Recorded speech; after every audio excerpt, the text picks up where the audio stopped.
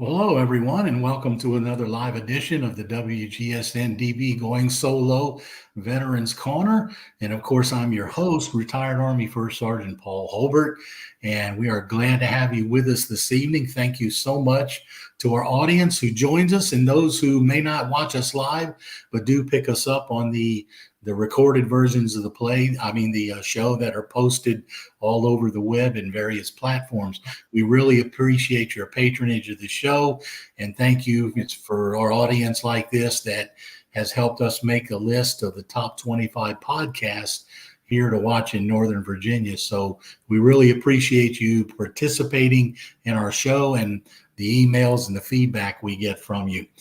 Before we introduce our guest, which you can see him sitting over there waiting patiently, I want to take just a moment to thank our sponsors before we get the show started.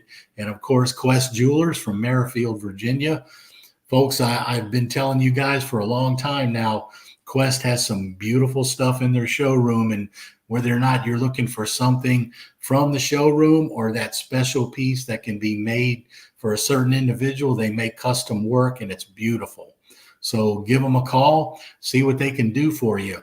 I also want to thank Nationwide IT Services. NIS is a service-disabled, veteran-owned small business owned by retired Army Warrant Officer C.K. Park. C.K. and his crew, he has offices all over the United States as they work for various organizations and government agencies. Whether you need training, IT security, performance management, whatever you need for your business, his folks are there to help you. So give CK and his folks a call and they will definitely be able to help you. I also want to thank our newest sponsor, Hill and Ponton. Hill and Ponton, PA is a Veterans Disability Attorneys. You can see their website, hillandponton.com. Folks, these attorneys work hard. They've been in business for about 30 years. They're working hard for veterans and their families to assist veterans who need help navigating the VA and the SSI to ensure that, our veterans and soldiers get the things that they deserve. So if you're in need of help, if you've been struggling with that and you can't get help, reach out to Hill and Ponton. They've got some excellent folks there. In fact, one of their partners was just on the show not too long ago. So, please reach out to them. They also provide live webinars on their website to give you information about, you notice down at the bottom of the screen, it talks about Fort McClellan. They provide the live websites to give you information, you and your family, so that you have information to talk with them about. So look them up. Give them a holler and tell them that you are definitely interested in talking with them about the VA or SSI. All right, so those are our sponsors, and we'll hear just a quick word from each of them later on in the show. But tonight, I want to take a moment to, first of all, introduce our guest, Larry Zilliox. Larry is actually an Air Force veteran, spent 6 years in the Air Force, and now Larry actually spends quite a bit of time with veterans, helping veterans. He works closely with Willing Warriors, an organization here in Northern Virginia, and we'll talk more about them in a little while. But he is the director of Culinary Services at the Warrior Retreat here in Bull Run, and the creator and team lead of the Visiting Chef program there, where they partner with volunteer chefs to come in and cook for these veterans that are part of the Willing Warriors organization. So he also represents the Warrior Retreat with the Northern Virginia Veterans Collaborative and the Virginia Veterans Suicide Coalition, which is a very important part of what we do up here to help veterans who are in need.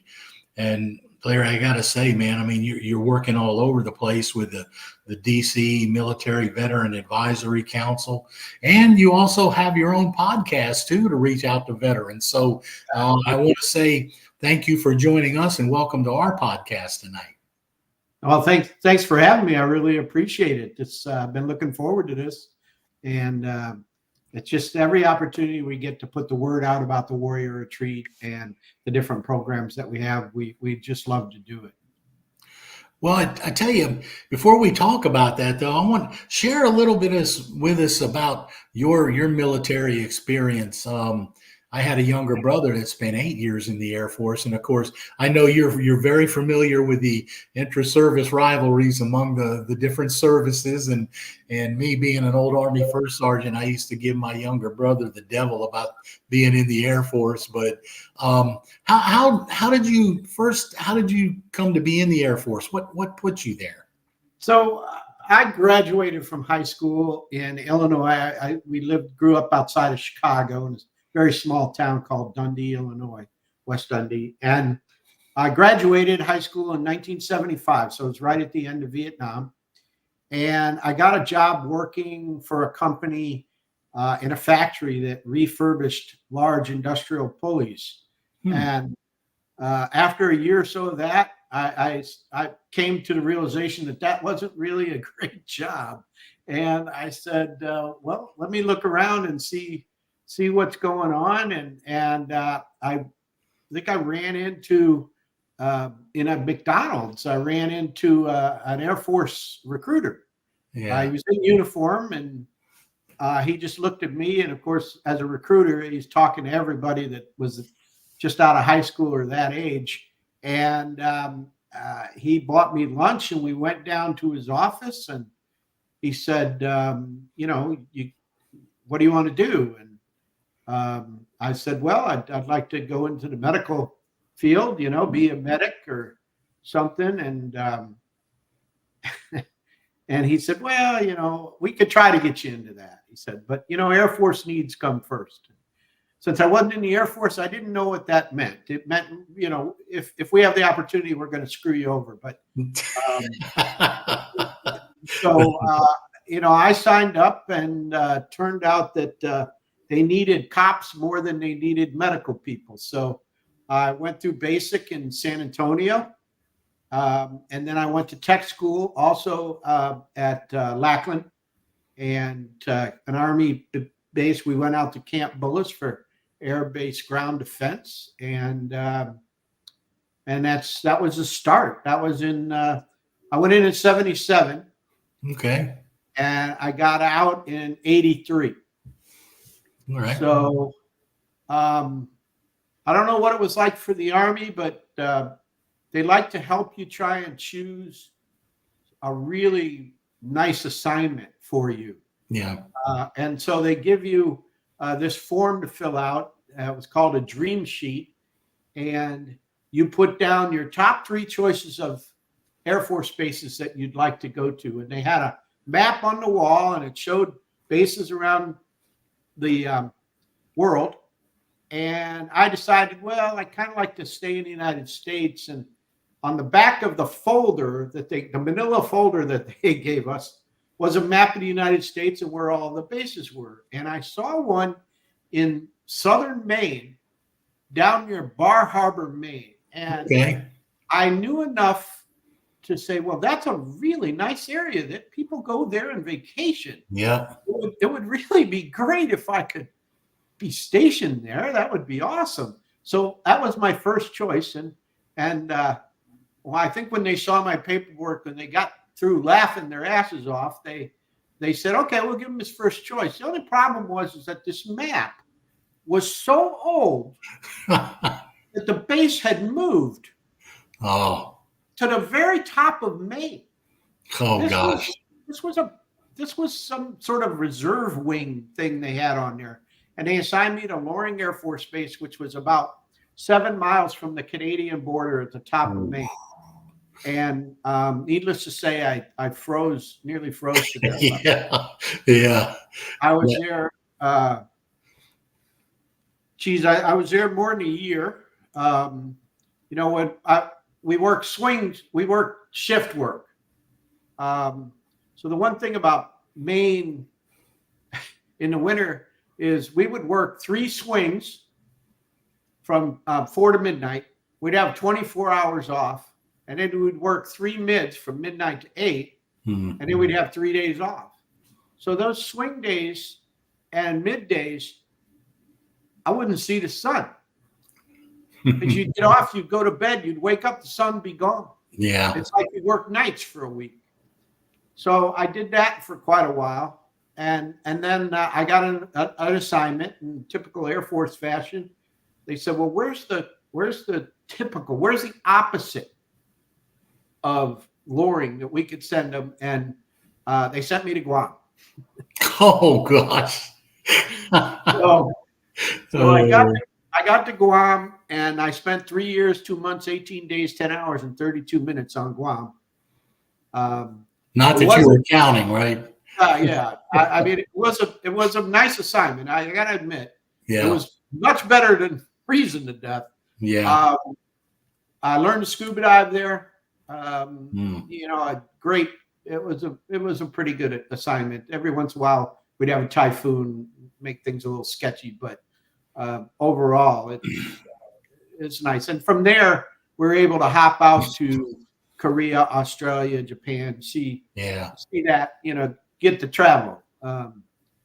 And so, you know, as my time wound down, I had a 4-year enlistment, but I knew that with that 4-year enlistment came a 2-year reserve commitment. Yeah. And about the time of my 4 years was running out, I said, I'm going to extend for 2 years. So when I'm done, I'm done. They can't get me back. I'm done. And so I did. I extended for 2 years, spent more time on Guam. My last duty assignment was Kirtland Air Force Base in Albuquerque, New Mexico, which when people hear New Mexico and they think desert, which is appropriate, what I wasn't prepared for was that it was cold there. And coming from Guam, I got to Albuquerque and I was freezing to death. And I remember asking, you know, where's the cold weather gear? And they looked at me like I was insane. And I had to go down to an Army surplus store in Albuquerque and buy big gloves and a jacket. And I found a helmet liner. Those old gosh, yeah. With the big wide Velcro strap. Yep. And I realized that what I could do with that strap is turn it up and Velcro them together so they looked like bunny ears. And it just drove my officers crazy. They kept telling me I couldn't wear it. And I said, well, you know, I think I can, because what are you going to do about it, really? I'm short and I just want to get out of here. So they would just leave me alone. But that's where I finished my assignment. So that was 6 years for me. I was in. So yeah, and you know, I got to tell you, I haven't been to Bar Harbor myself. My wife and I were there, and you're right, we were there. Actually, took a cruise up the east coast of Nova Scotia. Bar Harbor is a really nice area, and some nice seafood up there. My wife loved the lobster, but yeah, they kind of hooked you when they moved you way up north there. So But you did 6 years. Was there anything in particular that told you while you were in that, yeah, I don't think I want to stay a career? Did you ever think about it, or did you just want to make sure you did your full commitment? Well, yeah, I mean, there was very often times where it just seemed like we were overcome by chaos and leadership just was, I couldn't mesh with leadership and the things that didn't make sense to me. You know, we were on Guam, for instance. We were guarding nuclear weapons. Security police I did both law enforcement and security police, depending on where I was at. Yeah. And Guam is a SAC base. So when you're in SAC, once you're in SAC, they don't let go of you. You're going to go to another SAC base. And SAC bases usually fall either bombers or missiles. So if you're going to be in missiles, you're going to be in one of the northern tier bases in the United States. If you're going to be bombers, you be in the United States, or you'll be out on Guam. That's where the bombers were at the time. And, you know, so we were guarding priority A nuclear weapons, but, you know, they gave us M60 machine guns. We had to carry boxes of ammunition. They had M203 grenade launchers on our M16s. And I finally asked, I said, why are we lugging all this crap around? We're on an island. Who is going to attack us? You know, and they said, well, helicopter denial. I said, the only people who have a helicopter is the Coast Guard. Who are you kidding? I said, these M60s, if we start firing these things, they're going to start killing people in the housing area and Yeah. ELL. So I just had trouble putting things together and seeing the way things were run. It was a bit much for me, but look, as well as I do, the absolute hands down best part of your military service is your tribe, the people that you bond with during your service. Yeah. And then you are friends with them for the rest of your life. Yeah. The only thing that stops you being friends with them is that when they get called home, you just don't get to see them anymore. Yeah. But you were talking about a relationship that people who don't serve don't understand. They just don't get it. That tribe and those people that you are willing to put your life on the line for, that's a special bond that unfortunately can't be replicated in civil society. And so it's one of the reasons why so many of our veterans have issues assimilating back into civilian life. But yeah, it's interesting you should say that, because that's so many of my guests come on the show and they pretty much allude to the same point that you just raised. And I mean, I can tell you yesterday, I just had about a 15-minute conversation with one of my NCOs that worked for me at Fort Benning as an instructor. And, of course, that was, oh my gosh, we're talking 95, 05, 15, we're talking, that was over 20 years ago. And he and I still keep in touch. Several of them that I worked with still keep in touch. I've got other people, like you that we served with. And you're right. That is one of the unique things I think about the military and being a veteran is you have that relationship. So for you were ready to finish your commitment and then move on and move into civilian life. So Larry, what we're going to do though is we're just going to take a quick short break. And when we come back on the other side, we're going to continue our conversation, because I want you to share with us how you got into the chef business, so to speak, and what you're doing at Willing Warriors and all the things that you guys are doing. So for those of you in the audience, if you hold on for a moment, we'll be right back after you see this from our sponsors.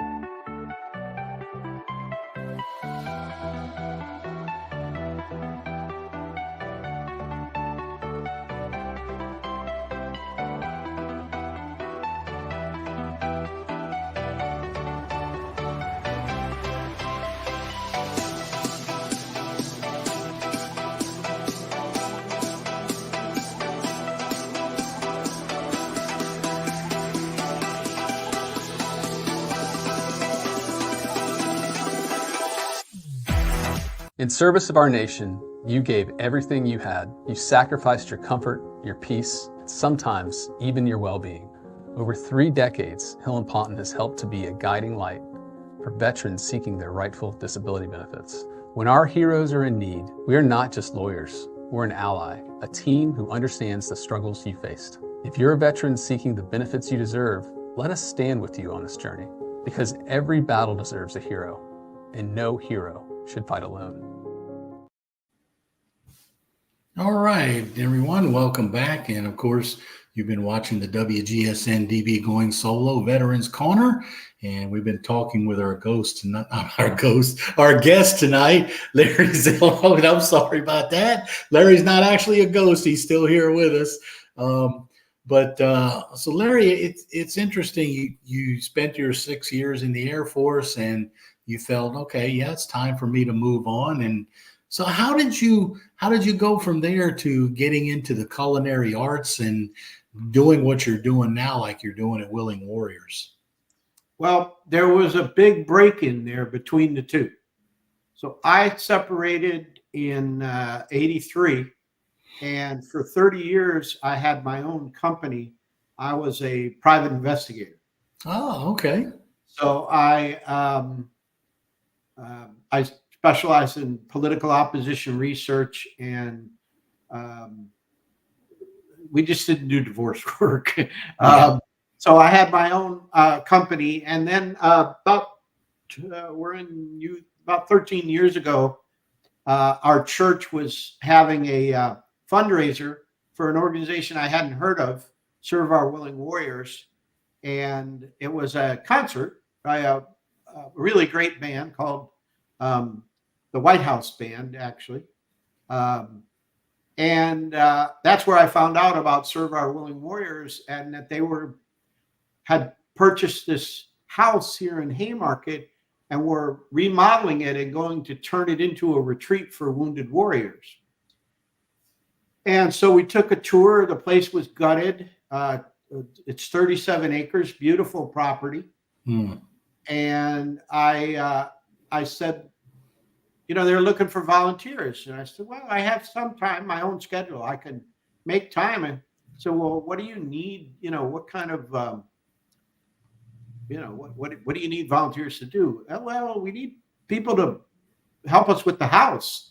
I said, you mean the one that's all tore apart here? Because I don't have any skills. And my wife was like, no, you don't want him to do anything with a hammer or anything. And so I said, but I do like to eat and cook, and I have a food blog that nobody reads. But how about a visiting chef program? So when you open, what if we found some chefs to come on a Saturday, Sunday night, and make dinner for the family? And our founders, John and Shirley, said, well, that sounds great. And so I got involved. I started volunteering and took on many roles. We were in guest services, all sorts of different roles. I finally closed up my company about 6 years ago, and my wife had a wonderful job, and she said, well, you can volunteer there or be on staff, but you have to make dinner every night and do the dishes. And so I agreed. What a deal, huh? Yeah.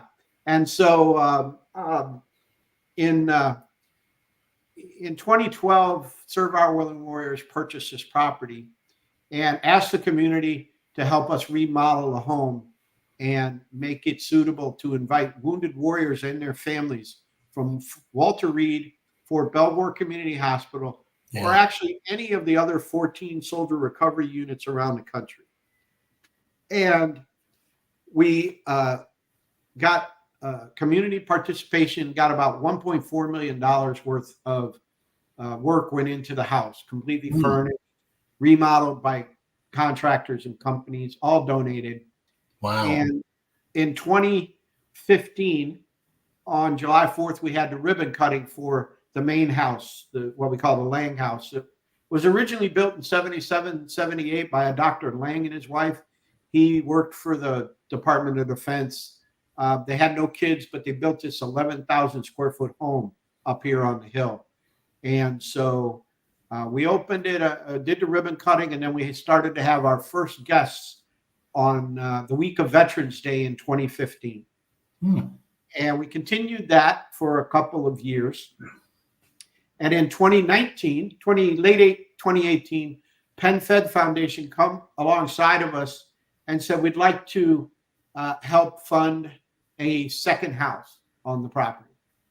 And we said, great, yeah. And they donated $300,000. Oh. But for your listeners and folks who aren't in the Northern Virginia area, Yeah. let me tell you, $300,000 doesn't get you much of a house in Prince William County. Yes, you're right. Own the property.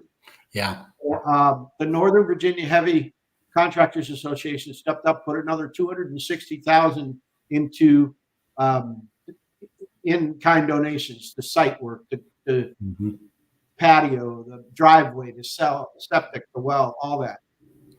We then did the ribbon cutting on that house in 2019, and in March of 2019, we began to invite families to stay in that house as well.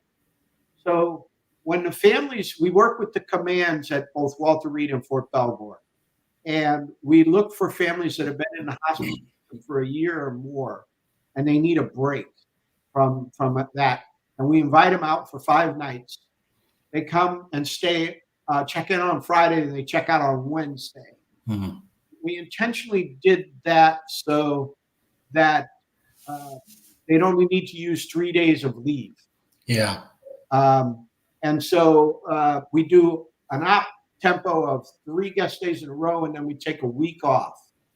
During that week off from March to November, on that Saturday, we have what we call Beautification Day, and we have the community come out, sign up and come out to help weed, put mulch down, pick up sticks, paint, do all sorts of odd jobs that we can't really do ourselves. And part of the reason why we can't do it ourselves is because we have one full-time employee, and that's our executive director. Myself and 4 others, 5 of us are part-time employees who work full-time, but that's it. Everything else is done by volunteer. Yeah. And so the families come and they stay, they check in on Friday. We have 1 family in each house, and we encourage them to fill it up. Each house is 5 bedrooms, up to 10 adults, mom, dad, aunt, and uncle, grandma, grandpa, whoever they want to bring, other battle buddies from the hospital. Yeah. Fill it up, enjoy it, have a great time. While they're here, we have about 20, 25 on-site and off-site activities that they can sign up for. They have a guest stay coordinator that will coordinate their itinerary and all their appointments, but they can do a helicopter ride. They can do a shooting experience with an original SEAL Team 6 member, horseback riding. They can go out to White Post and go tour an antique automobile restoration facility, massage therapy, whatever they want. We will pretty much be able to get it for them. And then each family gets a professional photo shoot while they're here. So they have great memories of their time as a family here. And then each family gets a visiting chef night. So this is a program that I started because food is so important and it's so healing. And we have today 126 chefs on our mailing list. Oh, wow. And so when we have a guest stay assigned, I will send out an email to all the chefs and say, we have these dinners coming up. And the chef will say, okay, I want to do that one. More than half of our chefs are military chefs. We have the finest military chefs in the world here in the Northern Virginia, the DMV. We have chefs from the White House, Presidential Food Service. They're mostly Navy chefs. There's a Marine Corps and Coast Guard chef there, but primarily it's a Navy mess down at the White House. So they come out 2 or 3 at a time and do a dinner for the family. Frida Carini is a Navy chief. She's in charge of the Navy chefs at the Naval Observatory for the vice president. She's also the only military chef who's ever competed on the TV show Chopped and won. Oh, okay. We have Johnny Tolman, who's a Coast Guard chef. He's the Military Chef of the Year for 2023. In addition to being Military Chef of the Year, nationwide, all chefs try to be certified through what's called the American Culinary Federation. And that organization has a yearly conference, and they have a competition amongst all the best chefs in the country.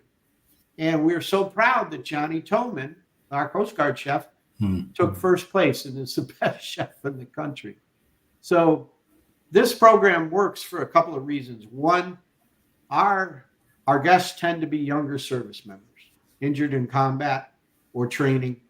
They're not typically at a place in their life where they can afford $300 for dinner for two at Salamander Resort or Three Blacksmiths or Alias, any of these top restaurants. So we bring that chef to them, and they make them usually the best meal they've ever had in their life.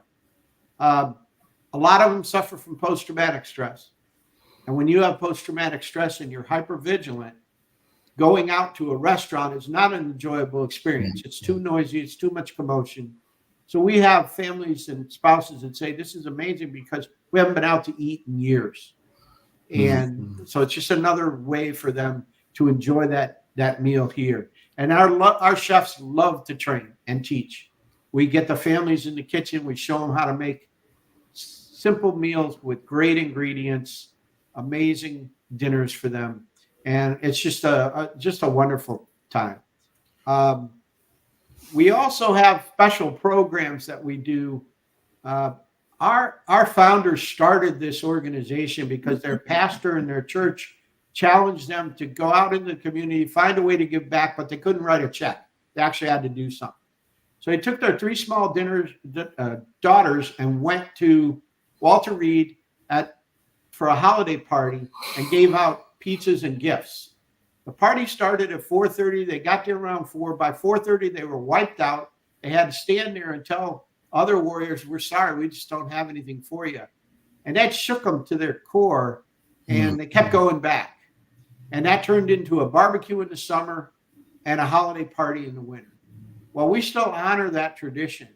And I take my staff chefs. I have about 13 volunteer staff chefs, and we do what we call a barbecue. Internally, we'll call it the barbecue. Yeah, we don't give them barbecue because everybody gives them barbecue. Mission barbecue, churches. We do taco lunches. We do Italian lunches. We do Swedish meatball lunches.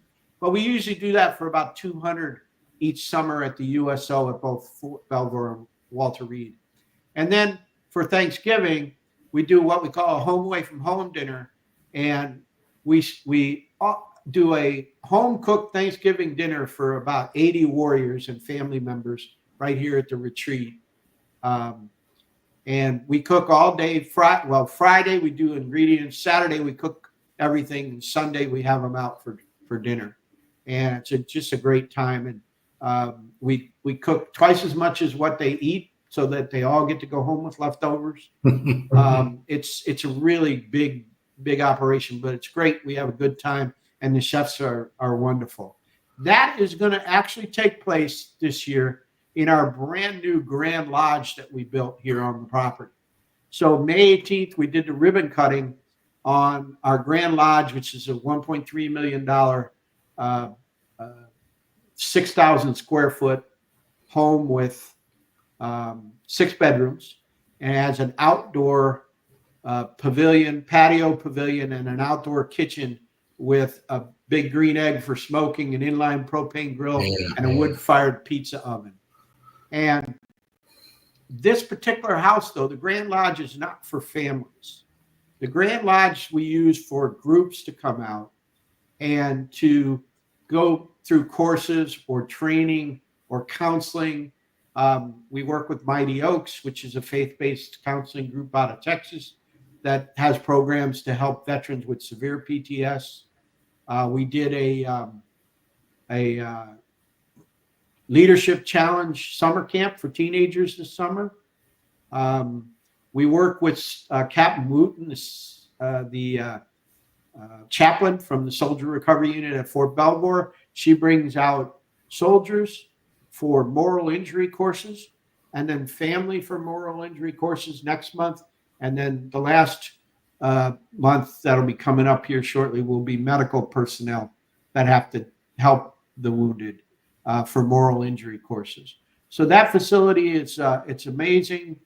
It's 6 bedrooms, but also it has a 2,000 square foot activity room on the back of the house, which is where we do all the training, and it has all the audio, visual, and all that kind of stuff. So, well, I was going to say what I think is interesting is you started a lot of that off with your chef program, and then it's morphed into so much more than that.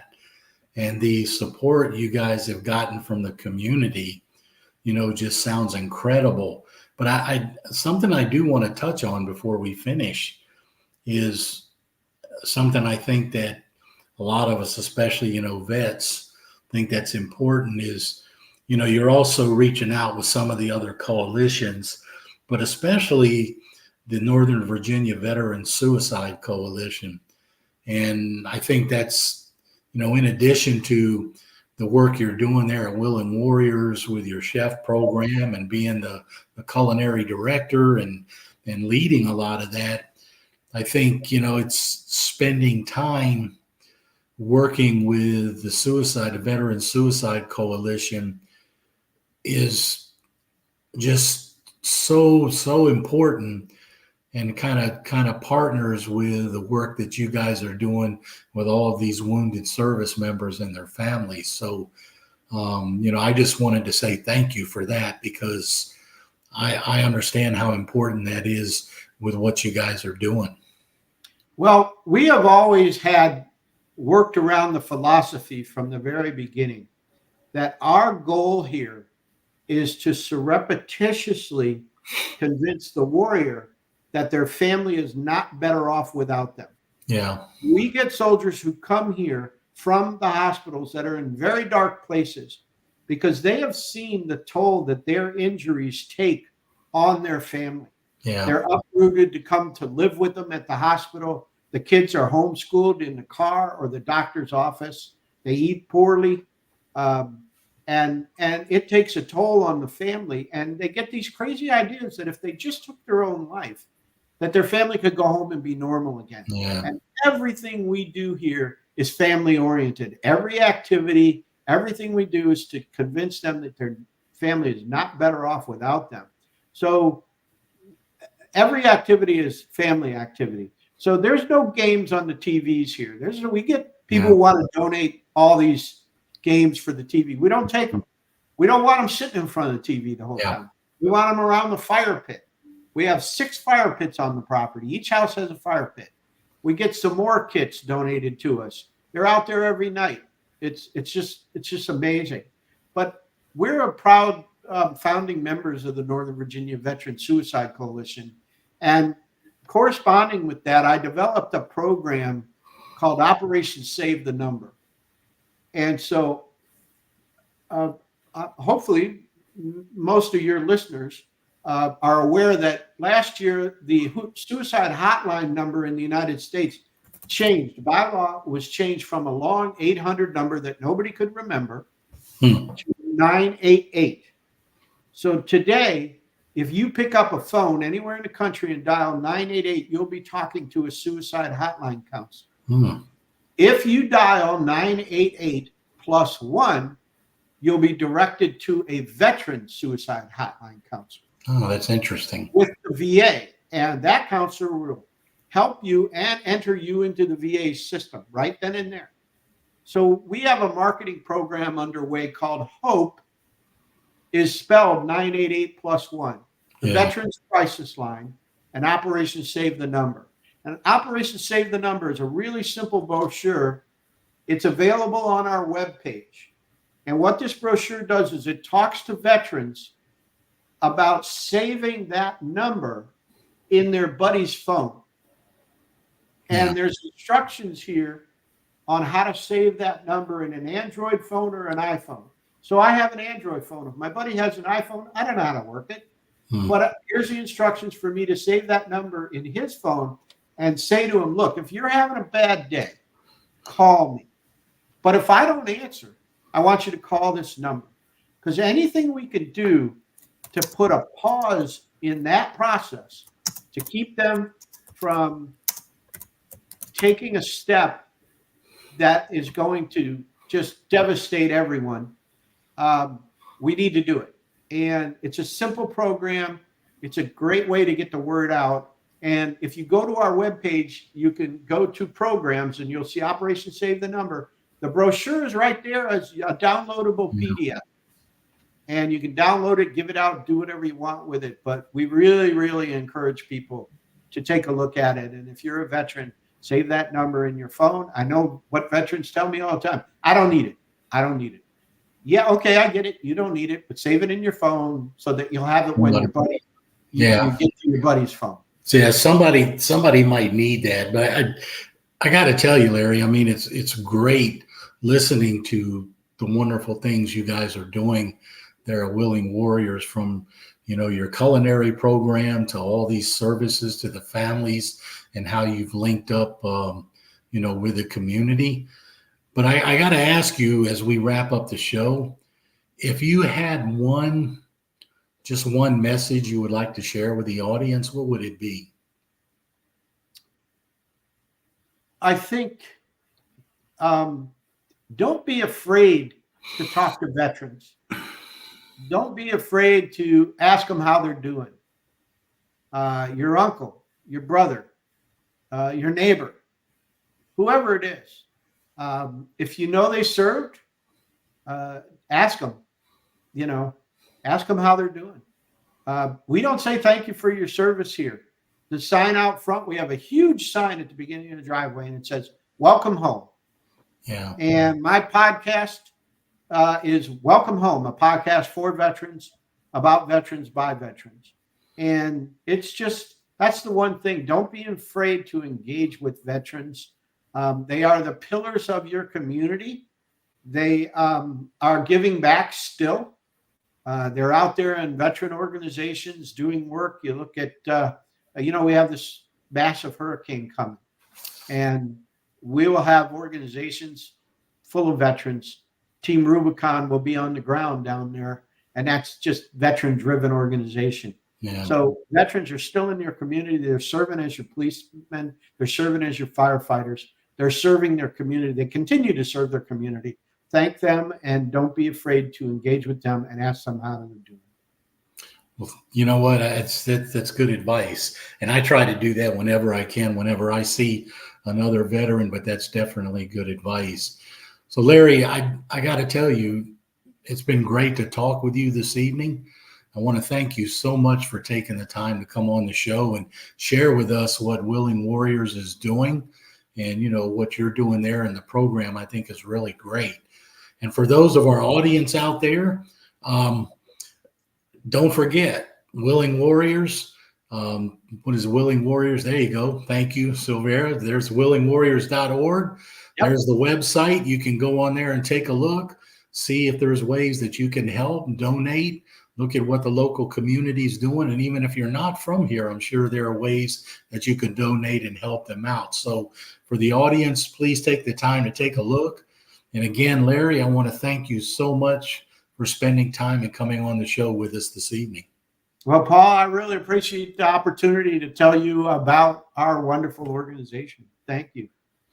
All right. And thank you so much for the rest of our audience out there.